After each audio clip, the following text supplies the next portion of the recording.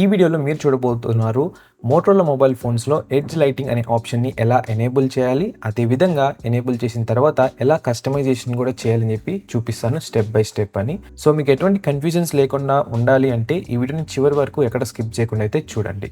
First మీ Motorola mobile ఫోన్లో settings అయితే open చేయండి. సెట్టింగ్స్ ఓపెన్ చేసిన తర్వాత అక్కడ మీకు డిస్ప్లే అనే ఒక ఆప్షన్ అయితే ఉంటుంది, దాన్ని అయితే సెలెక్ట్ చేసుకోవాలి. సెలెక్ట్ చేసుకున్న తర్వాత ఇక్కడ మళ్ళీ స్క్రోల్ చేసుకుంటూ వెళ్తే అక్కడ మీకు ఎడ్జ్ అనే ఆప్షన్ అయితే ఉంటుంది, దాన్ని అయితే క్లిక్ చేయండి. క్లిక్ చేసిన తర్వాత దాన్ని ఆన్ చేసి అయితే పెట్టండి. బై డిఫాల్ట్ ఆఫ్లో అయితే ఉంటుంది, మీరు ఆన్ అయితే చేయాలి.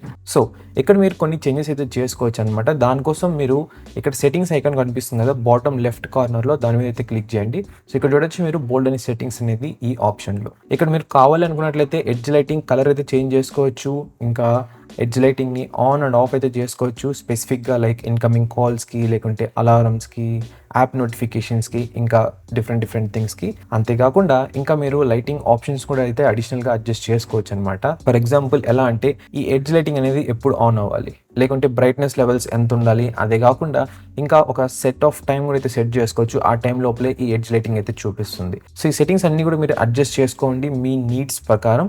సో ఫైనల్గా అంతే అనమాట గైస్. ఈ విధంగా అయితే మీరు ఎడ్జ్ లైటింగ్ అనేది ఆన్ చేసుకుని కస్టమైజేషన్ అయితే చేసుకోవచ్చు మీ మోటరోలా మొబైల్ ఫోన్స్లో. ఈ వీడియో ఏం చేసే ముందు ఇన్ఫర్మేషన్ హెల్ప్ఫుల్ కనిపించినట్లయితే లైక్ చేయండి, సో దట్ ఈ వీడియో చాలా మంది మోటరోలా యూజర్స్కి అయితే రీచ్ అవుతుంది. అంతేకాకుండా ఛానల్కి ఫస్ట్ టైం వస్తున్నారంటే సబ్స్క్రైబ్ చేసుకోండి. ఇలాంటి టిప్స్ అండ్ ట్రిక్స్ అలాగే గ్యాడ్జెట్ రివ్యూస్ బోల్డ్ అయితే పోస్ట్ చేస్తుంటాను ఈ ఛానల్లో, అది కూడా తెలుగులో.